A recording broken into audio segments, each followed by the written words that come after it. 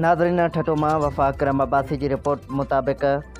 सिंध के इल्म दोस्त नफ़ीस असूल पसंद ऐं कानून के पासदार पुलिस अफ़सर जनाब ज़ाहिद हुसैन पहवर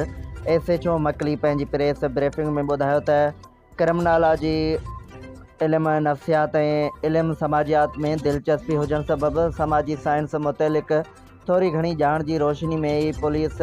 खाते में रही ऐं समाजी जुर्म खां वेंदे जुमिले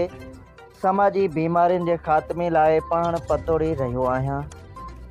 हुन चयो त मकली दुनिया जे अज़ीम तारीख़ी माॻनि जो मर्कज़ सुख अमुन शांती ऐं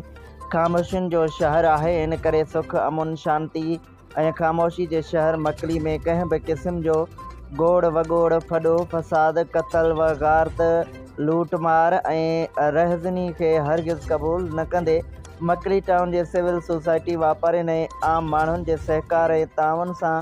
नौजवाननि जे नस्ल कशी कंदड़ ज़हरीली मंशात क्रिस्टल आइस खां वेंदे ज़हरीले गुटके जी मुकमिल ख़ात्मे ताईं सुख जो साह हरगिज़ न खणंदुसि।